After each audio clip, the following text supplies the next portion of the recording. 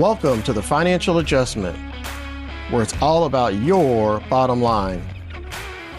The place in your business where black is beautiful, bigger is always better, and stamina is the new standard.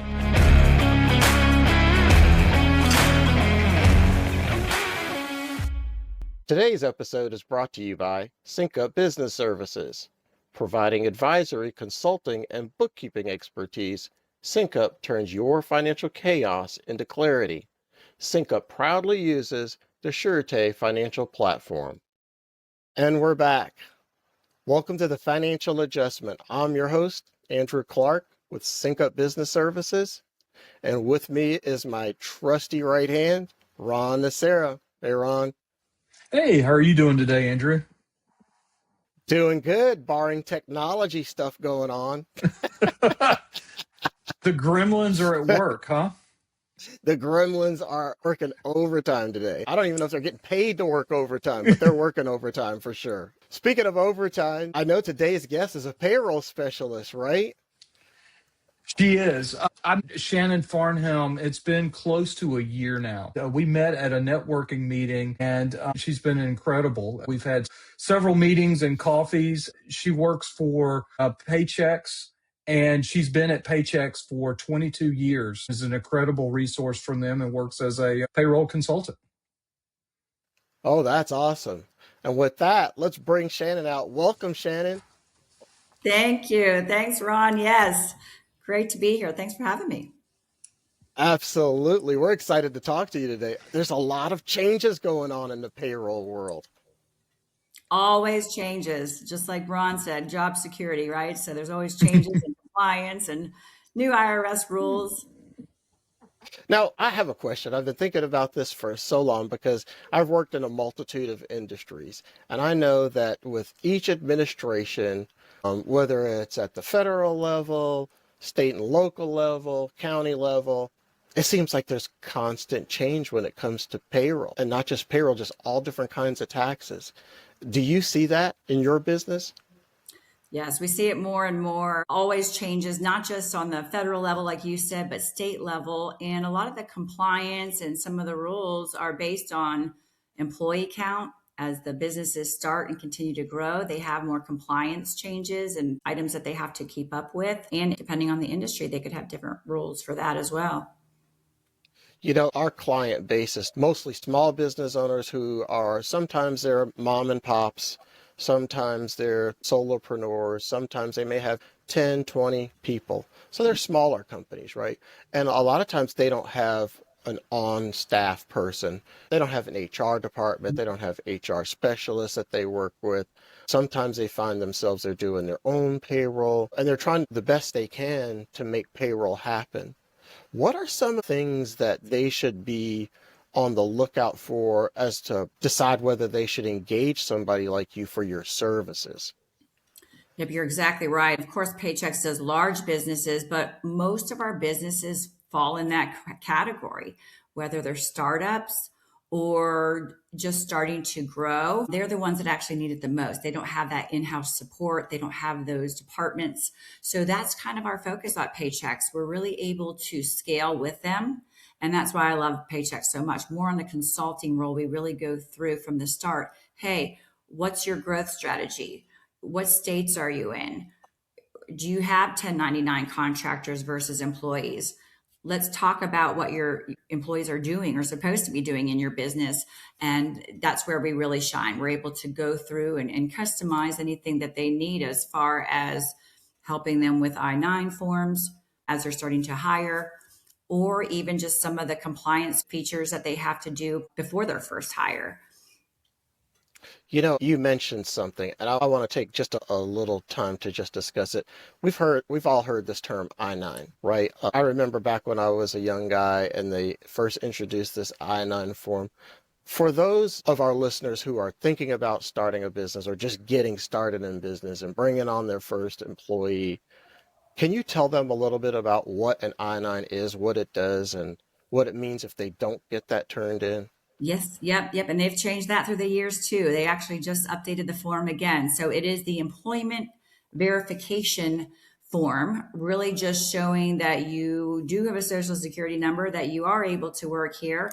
And you do have to have everybody fill that out completely. Every employee needs to fill those out. The employer is responsible to get those documents that are listed on the back page. And then the employer also has to sign off. So even with just one employee, they have to get this form, keep it on file, sign the form, and have the employee sign it as well, making sure that all the lines are up to date on the form, or there can be a penalty for that. Now, what about for employees that don't have a social security number? Maybe they weren't born in the U.S., but they've immigrated to the U.S. How's that handled? This has been an ongoing thing that we hear all the time. The reality is, if they do not have that social security number, they cannot be on a taxed payroll as an employee. They might have their TIN number and be applying for that, but they have to have that social security number in order to generate that W-2 for the IRS form. Okay, gotcha. So, rule of thumb, get the I-9 filled out. Now, let's talk a little bit more about payroll, because payroll can be very, very different, not just within an industry, but across state lines. And this is something that you talked about just a moment ago. Many of our listeners, they're in different states. We've got, people in Georgia, California, Florida, North Carolina, and on and on and on. And every state has their own sets of rules. Some have state and local rules, right? Do you do business in all 50 states, or what states do you concentrate in? Yeah, we do. Paychex is a national company, so we are in every state, and that's what makes us unique. Ever since, I say COVID, but really before that as well, there is more and more of a remote workforce. You don't have to hire down the street. Some people don't have offices, so they are hiring remote workers. So we're seeing it more and more, and everything from, hey, how often do you pay your employees? Some people will try to pay employees monthly. Well, in certain states, you can't pay them monthly. You have to pay them at least twice a month. California, as you know, you have to pay these employees weekly. And then you have a couple employees in Illinois, you have a couple employees in Colorado. You have to offer a retirement plan now. Some of those states mandate, if you have 4 or 5 employees in these states, you have to offer a retirement plan. So we go through asking them their growth strategies, really just to see where they're going to be coming down the line, so I can at least guide them and let them know, hey, these are the things you have to do now. But as you're continuing to grow and hire in these states, heads up, you're going to have to see coming too. And that could be everything from workers' comp, because Ohio, New York, some of those have other liability and workers' comp situations where they have to have special, unique insurances too. Yeah, I know that things have changed since I first started a business over 30 years ago, where it wasn't so much the importance of where the employee was located at the time. It was where the headquarters for the employer was. But now fast forward to 2026, and it's all about, where does that employee reside? What is their home address? Because that home address determines the state laws that must be adhered to for that employee, particularly for payroll, right? Exactly. And that just gets harder and harder for the business owner, especially the small business owner who's out there actually working, right? Trying to find good people, but also doing the actual work to keep up with all of that. Oh, yeah, I know that. I own 2 businesses, and I've got some team members that are abroad, team members that are local. And you know what? I don't do payroll. I don't want to do payroll. Exactly. It's just not something that's within my wheelhouse, and that's why I came to you, right? And it's just something I'm not trained in, I'm not versed in, and I just don't want to spend the time doing it, because the laws are ever changing. Exactly. The laws keep changing. The compliance keeps changing. IRS, Georgia, states will send out notices. Sometimes they're liens or some scary letters, and then you can never get them on the phone to even have a conversation or fight any false penalties. That can be a pain as well. So we take that off their plate. We've got a lot of listeners that they're considering opening a business, or maybe they're new to business and they are considering hiring their first employee. And it's kind of scary. It's kind of new to them, right? All of this is new to them. And they're like, I don't know how to hire somebody. Can you speak to that for a moment from a payroll's perspective? And that's what I love about Paychex. We have a great dashboard, and I'll go through all the things that they need to do but we also give them some HR and some compliance support as well. So what I mean by that is even from their first person, as soon as they hire someone, they have to report it to the state, new hire reporting. You have to report them within 10 days of being hired. You have to have the labor posters. Make sure the posters are up. Georgia will charge you $300 to get these posters. And I know their workers' comp and Department of Labor are walking around to businesses. Where's the posters? We want to see them.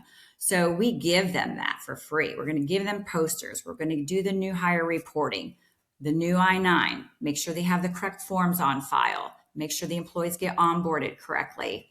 And then we take it a step further, giving them, like I said, the support. We give them other levels of HR support if they need it. We're very scalable. So we grow as they grow, and depending on what they might need, give them a couple of options.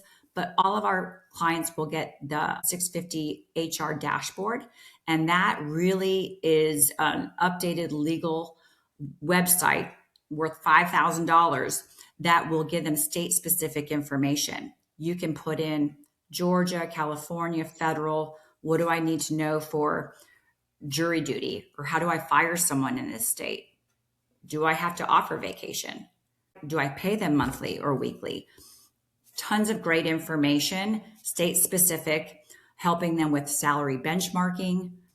What should I pay this new hire in this city? We're able to pull from our 850,000 clients across the country and all of this information to show you real salary benchmarking of what employees should be paid in California versus Georgia versus what city. That's something new and very exciting, because basically you're giving them this portal where they can go in and they can ask questions. And it sounds like there's a library of information where they can actually learn what is appropriate and what's inappropriate for their specific location.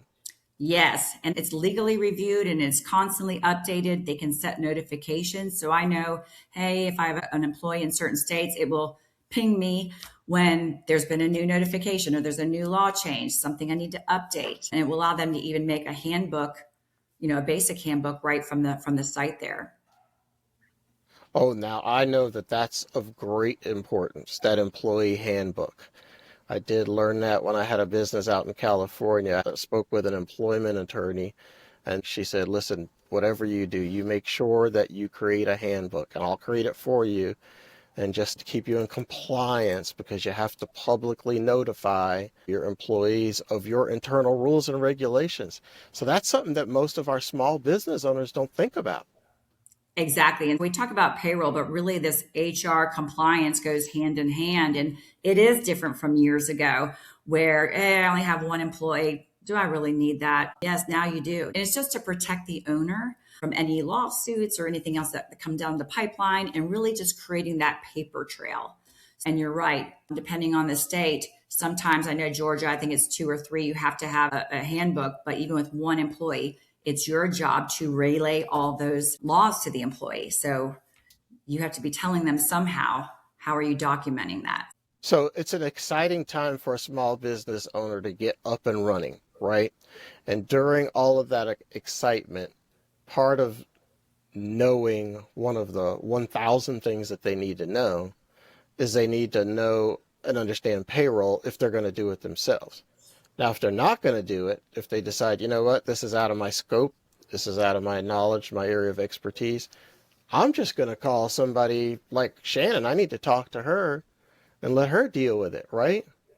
Exactly. Even the people that are doing it themselves or trying to use a software, I always just like to give them this information and update them with, hey, not just the new rules and compliance that you're up against. There's some great fun things too, like tax credits. When you're hiring someone, they could be a veteran, maybe they're ex-military, maybe they live in certain zip codes or have been unemployed.